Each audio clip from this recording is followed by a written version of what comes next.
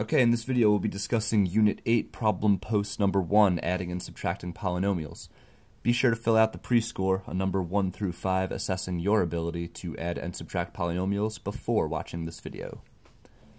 Questions 1, 2, and 3 have some definitions for us. A constant is a number on its own. So for example, the number 5, it's a number by itself. It has no variable attached to it, so we would refer to number 5 as a constant. A polynomial will be an expression with more than one term. So for example, x squared plus x. We have two terms in this polynomial. X squared is a term and x is a term. Remember, the prefix poly means many, so we'll have many terms, two or more. A monomial, on the other hand, is an expression with one term. So for example, 5xy would be a monomial. There is no addition or subtraction occurring here, meaning 5xy is just one singular term. Questions 4, 5, 6, and 7 ask us to simplify some of these polynomials. We are adding and subtracting 5x, 4x, and 2x in number 4.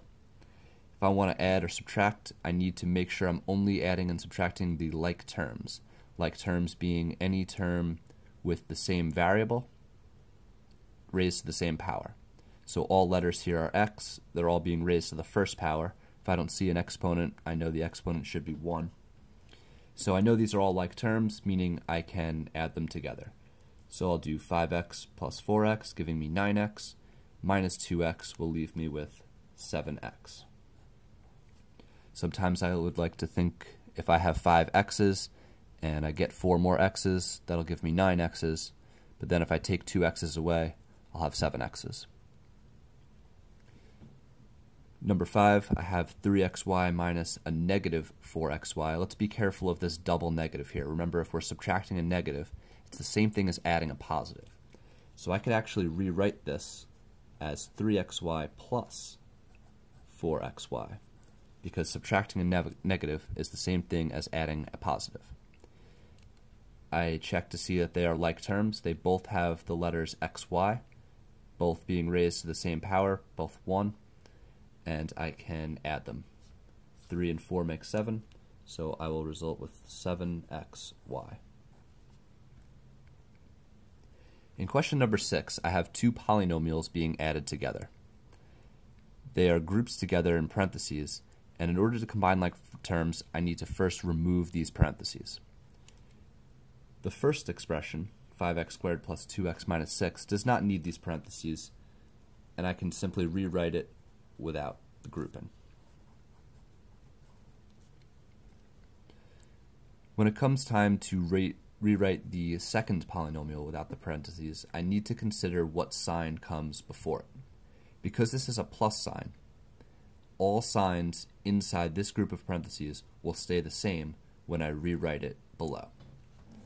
You could also imagine a 1 here, and I could be distributing a positive 1 to each term.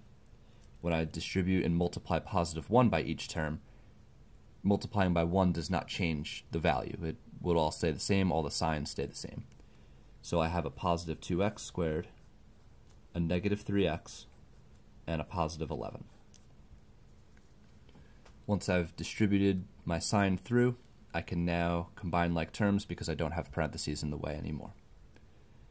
I'll identify the like terms, starting with the largest degree, meaning the largest exponent. I have a 5x squared and a 2x squared. Notice that when I group or circle the 2x squared, I'm including the sign that comes before it. This is very important because now I know this is a positive 2x squared, and I'm going to be adding it to the 5x squared. These are like terms, the letters are the same, they're being raised to the same power. 2 plus 5 is 7, so these two terms will combine to 7x squared. Next, I'll move to my x terms. I have a positive 2x and a negative 3x. Again, I'm including the sign right in front of each term. Positive 2 and negative 3 make negative 1. I don't need to write the 1, it's just implied, so I'll just say negative x. And that will take care of my x terms. Finally, I have my constants.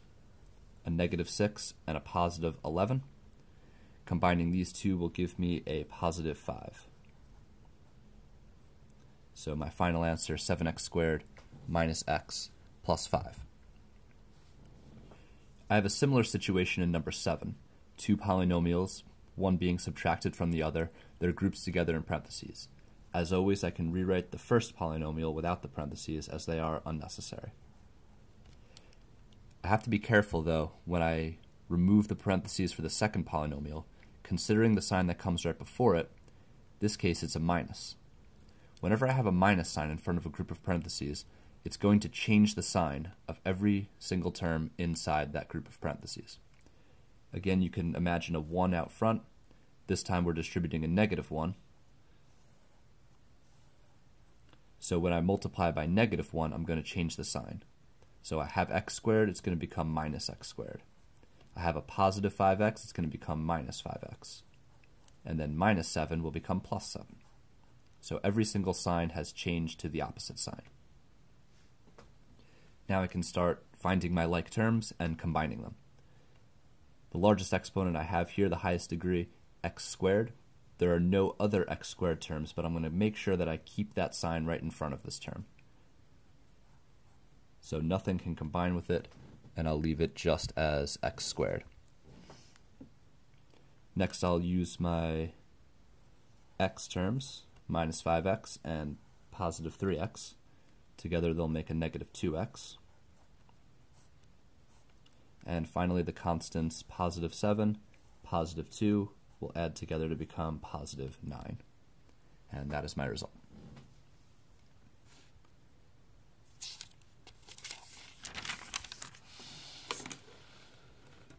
Moving on to question 8, we have a situation where we have two polynomials, one equal to capital A, the other equal to capital B, and we want to find the difference between them, A minus B. A little bit of substitution will allow us to write this out as the subtraction of polynomials, and then we can simplify.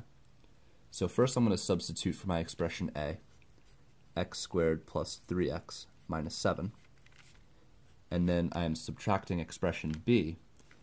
I'm going to make sure that I keep B in parentheses because I'm subtracting the entire quantity. All of this is being subtracted from A.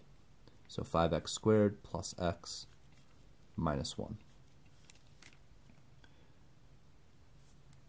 Once I have written out the difference, I can remove these parentheses by distributing this negative to each term and changing its sign. So my first expression will stay the same. My second expression will have each sign changed. So positive 5x squared becomes minus 5x squared. Plus x becomes minus x. And minus 1 becomes plus 1, all because I have a subtraction sign in front of this parentheses. Once I've removed the parentheses, it's now time to combine like terms. Starting with the highest power, the squareds, I have a negative 5x and a positive 1x squared, of course. 1 minus 5 gives me negative 4, so I'll have negative 4x squared. Next is my x terms. I have a positive 3x and a negative 1x. 3 minus 1 is 2, so I'll have plus 2x. Finally, the numbers 1 and negative 7. Negative 7 plus 1 is negative 6, so I'll have a negative 6. And there's my result, negative 4x squared plus 2x minus 6. Question number 9 is a word problem. This guy Jack has a rectangular piece of cardboard. The length is 2x plus 4, the width is 3x minus 10, and we got to find the perimeter. So remember, the perimeter is the distance around an object. So to find perimeter, we need to add all the sides. Add all sides. It says a rectangle. Let's draw a rectangle. Looks something like this. We have a length that is 2x plus 4, a width that is 3x minus 10, and I know that the opposite sides of a rectangle have to be congruent to each other. So if I have 2x plus 4 up here, this side opposite must also be 2x plus 4. The same is true for the side opposite 3x minus 10. I must also have 3x minus 10. Now when I add up all the sides, I'm going to write out all my side lengths as one large sum. So I have this side length here, 3x minus 10, and I'm going to add it to this side length, 2x plus 4. And then I have another side length, 3x minus 10 again, and then the fourth side length, 2x plus 4. So after writing out the sum of all the side lengths, I see that this is just one big polynomial that can be condensed by adding together all the like terms, the x terms and the constants. I'll start with the x terms. I have a positive 3x, a positive 2x, positive 3x, and another positive 2x. 3 and 2 make 5, 3 and 2 make 5 again, 5 and 5 is 10, so that will give me 10x. So that is it for my x terms. Then to move on to the constants, I have a negative 10, a positive 4, a negative 10, and a positive 4. Negative 10 and positive 4 make negative 6. These make negative 6 as well, so two negative 6's will give me a negative 12. So 10x minus 12 will be my perimeter.